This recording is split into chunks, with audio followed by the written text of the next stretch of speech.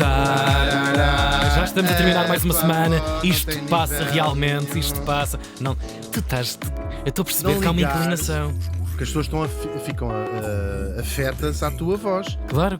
It's master voice. Tu és a voz do dono das pessoas de manhã.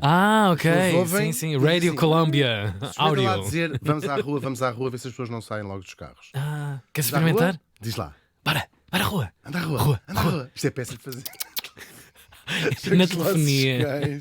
Já estão os vossos cães todos passados daquelas focinheiras. Bora! Por favor. Maestro! Ai, meu Deus! Já vamos nós viajar. Vamos sim, senhora. Porque neste dia, no ano 873, é uma viagem no espaço e no tempo. É o que ele gosta. Gosto muito deste período, acho muito fascinante e, sobretudo, vermos o que é que estava a acontecer noutras partes do mundo, porque o mundo é assim mais, é uma bola. Sim, por outros lugares, queres tu dizer? Por outros lugares. Sim, não é só... Muito bem. Morria em Bagdade, portanto, isto é já para lá, Sim, vai lá de Bagdade. Como tu estás geralmente depois do almoço. A tua sorte é que é o programa da manhã. Eu e o teu amiguinho André Santos, não é? Santos, Frequentemente. bêbados, o Júlio Bomba. Já foi dito aqui no ar a novidade? Não, vamos dizer nós. Não. O André Santos foi pai de uma menina esta semana. Pois. A Aurora, que nasceu e está tudo bem. Por acaso não foi esta semana, foi a semana passada, sim. Na quinta-feira já tem uma semaninha. E acabaram-se os nossos almoços. É verdade, um grande parabéns para André Santos e para a sua mulher, que se chama Andreia. Bagdade Morreu aos 70 anos, estamos no século IX, não é? 803. Morreu aos 70 anos, é verdade. Falo de Jafar Mohammed, um dos irmãos Banu Musa. Vamos saber quem são estas figuras cuja importância chega até hoje de formas que talvez desconhecidas, sobretudo no mundo ocidental. Claro. É verdade. Portanto, eles viveram durante um período fascinante chamado a Idade de Ouro Islâmica. Nós, às vezes, afloramos aqui esta ideia, que é o quê? Que é um período histórico que vai, geralmente, quando se fala em períodos históricos, claro, é como a Idade Média. As pessoas na Idade Média não diziam... Estamos a viver a alta Idade Média. Isto parece Idade Média. Exatamente. São tudo conceitos históricos que nascem no século XIX.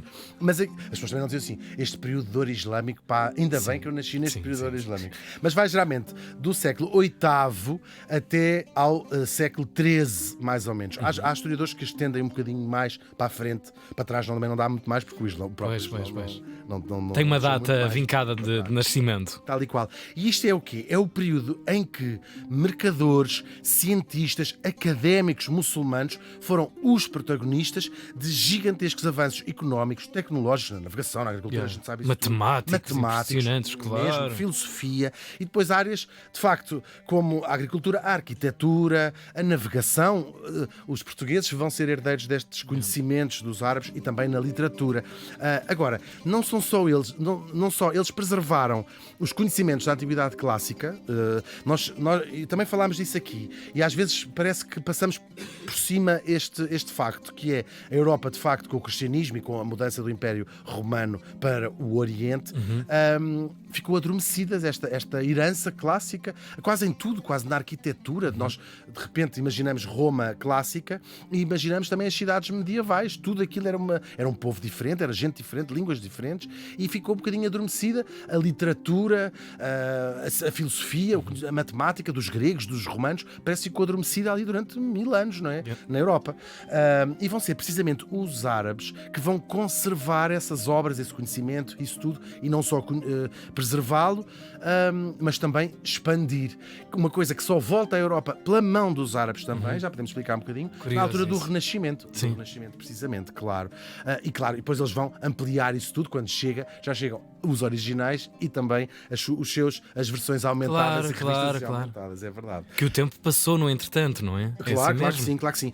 E, sim, claro, são 1000 anos praticamente de descobertas, não é? Portanto, nós já sabemos que no século VII o profeta Maomé funda esta nova religião, o Islão, e depois em muito poucas gerações, temos andado aqui também à volta destes temas. Há várias dinastias de califas que vão expandir-se, aquilo nasce na Península Arábica, onde hoje é a Arábia Saudita, Meca, Medina, nós sabemos isso, e vai-se expandir até se formar um dos maiores, ou mais extensos, se quiseres, impérios da história, que vai onde? Desde o Afeganistão e Paquistão, portanto estamos ali na fronteira da Índia, Isto para o Oriente, Yeah. até para o Ocidente, onde Marrocos e a Península Ibérica, Portanto, por onde passaram, por cá, a nossa própria história, para trás e para a frente. Ou seja, Portugal islâmico viveu Claro. no período de ouro da era islâmica e, portanto, também está aqui muito Uhum. essa tradição. Também levaram com ela. Não se nota às vezes. Não se nota muito, não deixou grande Estou a marca. brincar. Aliás, há um marco Deixou. que ficou na cultura portuguesa, entre tantos óbvios e culturais, que é o próprio Califa de Benfica. O Califa Benfica, um dos melhores croquetes de. Ficou lá Eles deixaram as lá. fundições. É verdade, o Califa Zid. Isto é gravíssimo, isto é milenar, Califa não é dá para incrível. brincar. Agora, para além deste território tão vasto, era um império muito assente no comércio com a Ásia e com a África. Portanto, a Europa, por exemplo, nesta altura, até à expansão marítima, são reinos assentes noutra perspectiva. Não é numa perspectiva de expansão, era numa perspectiva. A aristocracia era o quê? Era gente que tinha terra. Gente que tinha terra. Ok. Era aí a riqueza da Europa, se quisermos, apesar das guerras e isso tudo. E depois era uma população que vivia praticamente exclusivamente da agricultura em terras que não eram delas, não é? Portanto, era uma riqueza assente na posse de terras. E os muçulmanos, não, era de facto no comércio, era isso que eles eram. Na expansão, não é? Em tudo, sim. O movimento Naval, quase, yeah. terrestre, a rota da tudo isso, o comércio com a Índia, com a China, tudo isso era feito pelos árabes. Aliás, os portugueses vão conquistar aos árabes esse comércio já no século XV, não é? Como sabemos. É incrível isso, são perspectivas completamente diferentes 16. de movimentação.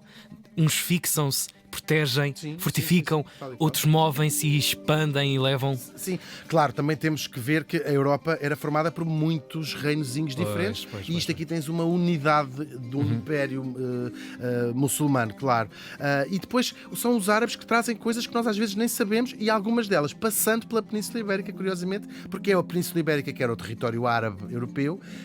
É daqui que entrava na Europa. Um exemplo clássico, o papel que os árabes trouxeram da China, depois melhoraram ali a fórmula, não é? E vão introduzi-lo na Península Ibérica e é da Península Ibérica que ele passa para a Europa, esta invenção chinesa do papel. Claro, na Marcos da Península- humanidade, não é? Escusamos Incrível. claro. E é giro pensar Uau. que eles passaram por aqui. Claro. Que no território que hoje é Portugal usavam sobretudo para limpar o rabo Sim, ao papel, sim, mas sim, depois sim. na Europa havia muita gente que pegava e escrevia coisas. Claro. Fundaram a Renova. Fábrica, Magalhães. fábrica Andei à milenar. procura do nome do fundador porque é muito engraçado Da nova propósito história. Sim, mas ainda não encontrei cabalmente a história. Ler não era connosco, efetivamente, não fixar nada no papel. Não, era, mas para limpar o rabo também é bom. Sim, claro, é Antes eram útil. folhas Sim, e sim, pinhas. sim, sim. Estou a brincar. Agora, com estes todos conhecimentos e este intercâmbio de conhecimentos, nasceu a ideia, no espírito do califa da época, de criar na capital do Império, que foi mudando, mas era nesta altura a cidade de Bagdade, um lugar onde se guardassem. Lembro, o Iraque já era. Antes do Império Muçulmano, já é o berço da civilização, se quisermos, onde é inventada a escrita, dos assírios, dos sumérios. Portanto, quando se viu a cidade de Bagdade ser praticamente arrasada, acho que todos nos lembramos, é a destruída. destruição dos berços, não da humanidade, mas da civilização humana, como chegou até hoje. É tão triste ver os museus espelhados e isso tudo. Enfim, olha, vocês é que sabem. Bom, a ideia de criar em Bagdade um sítio, um lugar onde se guardassem, traduzidas para árabe, as obras de autores de todo o mundo. Incrível ideia. Autores chineses, autores indianos, egípcios, tudo andavam por ali, traziam estas obras, vamos traduzi-las para árabe. Qual Também terá sido a curiosidade? era, claro, é uma do visão conhecimento? imperial do mundo. Sim, reunir não aqui é? tudo. Nós somos o Império e vamos buscar os persas, o Irão, não é? Os gregos, os romanos, os egípcios. Esta ideia de que o conhecimento humano é um contínuo e, portanto, juntar ali, traduzidos para o árabe, criar um sítio, uma biblioteca, se quiser assim chamar, um repositório do conhecimento, claro. humano. E são estas traduções em árabe, de Platão, do Aristóteles, tudo isso, nos chegam. que chegam depois, Pois. que chegam depois à Europa. Uau. Quando cai Bizâncio, não é? Os turcos tomam conta de Constantinopla, vêm muitos intelectuais que trazem essas Que incrível. essas traduções. Devolver à casa de partida. Aliás, se eles não tivessem feito isto, provavelmente Perder-se-ia para sempre, É claro. verdade. Agora, este lugar mágico, que vou chamar mágico, é meu, chamava-se a Casa da Sabedoria, que é uma fabulosa biblioteca e universidade também, e era, no fundo, o centro do conhecimento humano. Fundada no século IX, logo, e existiu durante 400 anos, até que foi depois destruída no século XIII pelos mongóis, que a gente ouve falar, não é? Vem da Mongólia, claro, e tomam. Bem, aquilo também não dura muitas gerações, mas em pouquíssimo tempo tomam conta de tudo que tinha sido o Império dos Muçulmanos. Incrível também, incrível também. Tudo, Turquia, tudo. E andam muito perto da Europa também. É muito fascinante. Fascinante. Pronto, e aquilo era o novo Império e destroem aquilo tudo, destroem a cidade, aliás, arrasaram toda a cidade de Bagdade, que também é engraçado. Ciclicamente, não é? Pensar como isto é tudo. Nós é que achamos que vivemos no zénite da civilização, assistimos aquilo que os outros já assistiram para trás. E é isto que vai pôr fim à Idade de Ouro islâmica, quando desaparece este centro do conhecimento. Agora, os nossos irmãos Banu Musa viveram muito antes desse fim, do fim de Bagdade, claro, viveram até no início, que é curiosamente o auge da Casa da Sabedoria. Eles estudaram lá, porque era da mesma universidade. Eram filhos de um homem fascinante também, um antigo ladrão, roubava autostradas. Sou filho do ladrão. Era mesmo. É um tipo. Ele ia, não é à missa, mas ia à mesquita, à sexta-feira, a oração mais importante, ficava à espera para verem que ele entrou. Quando a meio saía e roubar casas de pessoas e voltava no fim. Bela hora. Não tinha sido ele. E este tipo um dia fica amigo chama-se ele, Musa Ibn Shakir. Todos estes nomes, qualquer muçulmano na escola os aprende. Claro. São figuras matrizes. São figuras matrizes mesmo. E depois também passam para nós, apesar de não lhes conhecermos o nome. E ele vai se tornar, fica amigo do califa e deixa a vida de ladrão e torna-se um dos mais importantes astrónomos do seu tempo. Uau! É verdade. E daí nós chamamos irmãos Banu Musa, que em árabe significa Banu é filhos de. Portanto, estes Banu Musa é os filhos do Musa, que era o tal pai. O pai morreu muito cedo e a educação dos miúdos ficou a cargo do próprio califa, que ele era muito amigo. Agora, isto parece que não faz muita diferença. Claro. Por um califa. São 3 irmãozinhos, trabalharam às vezes juntos, outras vezes separados, e foram dos mais importantes cientistas do seu tempo. E com uma influência enorme no tempo que seguiu até hoje, claro. Eles traduziram muitas obras da matemática grega, juntaram também os seus estudos em geometria, álgebra e essas porcarias todas. Podemos ficar aqui horas a falar das contribuições destes três irmãos, e tem a graça de serem irmãos e trabalhavam juntos às E vezes. a polifonia de conhecimentos, não é? Incrível. Cada um na sua área, mas deixaram-nos. Eu podia fazer uma lista de coisas que ainda hoje são coisas que vêm do tempo dos irmãos Banu Musa. Muitas medições astronómicas a partir de Bagdade, a observação do céu.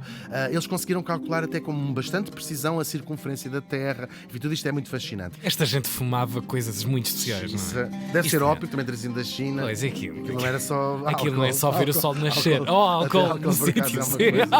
Eles vamos beber. Eles ficavam em cima do telhado a comer uma bifana e a beber 2 cervejas. Não, os árabes não fazem nenhuma coisa. Não fazem nenhuma coisa. Tu que sabes, eu que sei. Sim, cala-te.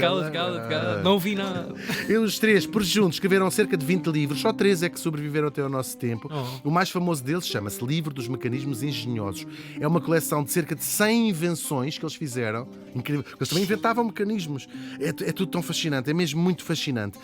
Fontes automáticas, coisa que deitava água, não é? Claro, são fontes. Fontes de tipo estas que nós temos nos escritórios. Sim. Chamar a água, não é? Sim, de carregar um botão e aquela função entre o ar e. É incrível mesmo. Uau. Século IX. Candeeiros, foles, válvulas, muitas coisas com válvulas. Aqueles garfos, eu não sei como é que se chama bem isto. Quando se vê uma obra, há uns garfos das escavadoras. Quase uma tenaz da terra, não é? Inventado pelos irmãos Banu Musa que usamos até hoje. É verdade, são muitos mecanismos, muitos mecanismos. Acredita-se que o livro tenha chegado à Europa através também da Península Ibérica, séculos mais tarde, e terá chegado às mãos de Leonardo da Vinci, e que deu muitas ideias, ou seja, era o livro de cabeceira dele, muitas das ideias de Leonardo da Vinci, claro, sem lhe tirar o mérito ao seu gênio, eram já também inspiradas consequências, em não é? Dos Banu Musa, assim. Agora, a invenção que mais me fascina a mim é uma flauta automática que produz sons ajustáveis através do vapor de água e é considerada a primeira máquina programável da história. Há outras máquinas que funcionam com água, com isto, com aquilo. Aquela podias programar como é que querias o som e era uma flauta que tocava sozinha, absolutamente. Séculos antes, já, os gregos eram também fascinados por autómatos, é isso que nós chamamos, não é? E eles descreveram muitas invenções, que havia um bicho assim, uma figura humana, isto e Algumas aquilo. mitificações, A não é? maior parte Claro, delas, supostamente, pois. mitificações. Agora, nós sabemos que eles criaram máquinas em formas de pássaros, há gravuras, vejam o que é fascinante, que cantavam, usando água, não é? Ou vapor de água, às vezes. Agora, Até chia. é verdade, há a história até de um dos primeiros robôs grego, que era uma criada que servia vinho num copo, estás a ver, com água. Que sonho. Este sonho humano Pá, é passava incrível. à ferro, ainda dizia boa tarde e boa noite. Agora, pouco depois dos nossos irmãos, só para contarmos um bocadinho da história dos autómatos, temos também a descrição de uma orquestra mecânica com 12 bonecos de músicos que tocavam dentro de um barco, cada um o seu instrumento, isto já um bocadinho mais avançado. É curioso que a música tem aqui tem parece um palco principal perante giro. Até porque, quer dizer, o mecanismo de passar ar, não é? Coisas de sopro. Pois. Eles deviam ficar fascinados com isso. A Europa do Renascimento, já demos aqui um salto em relação aos nossos mortos, não é? Nasce a moda dos robôs. Robôs. Muitos animais mecânicos faziam eles. O Leonardo da Vinci fez um leão que abanava a cauda, abria a boca e até se sentava. Isto era para ficarem fascinadas, não? E usou depois para a segurança do seu próprio. Sim, andava sempre com o leão. Sim, sim. Anda cá, Ah, anda bichinho, para bichinho. baixo. A dona já vem. É o Leonardo da Vinci que inventa a frase a dona já vem. Sobreviveu até ao século XIX. Aliás, chegou até a nós um boneco, um monge robô do século XVI, podem ver na net, que mexia os braços, as mãos e até revirava os olhos. Quando provavelmente alguém começava a falar, ele revirava Isto é os um olhos. boneco! No século XVIII, o sonho era recriar figuras humanas o mais completas possíveis. Temos as máquinas de um suíço, Pierre Jacques Droz. Vou trazê-lo aqui, porque é incrível. Só ele fez próprio já tem uma história. boneco. Sim. Ele fazia bonecos que desenham. Pode-se ver isso. São crianças que faziam desenhos programados também já estamos no século XVIII. Né? Sim. Faziam desenhos, tocavam música. Vamos trazê-lo aqui para não esticar mais. No século XIX, a coisa vai se sofisticar e nós hoje, como sabemos, vivemos num mundo praticamente todo automatizado. Pois é. Foi uma longa viagem, é verdade, desde a flauta que tocava sozinha dos irmãos Banu Musa, ela própria herdeira das máquinas que tinham sido inventadas pelos gregos clássicos, é verdade. E também nascidas elas de todo o somatório dos conhecimentos humanos, não é? Porque isto é incrível mesmo. Isto mostra, ou seja, tudo o que nós sabemos hoje não é o que sabemos hoje, é o somatório desde as cavernas de percebermos que as maçãs caem das árvores e o atum não nasce em latas. O filme começou muito lá atrás. Muito lá atrás, e somos o somatório disto tudo. Portanto, isto mostra-nos que o que faz verdadeiramente avançar o mundo são aqueles que carregam o fio condutor da humanidade e não aqueles, claro, que o tentam destruir. Os irmãos Banu Musa, pelo menos um deles, morreu faz hoje 1151 anos.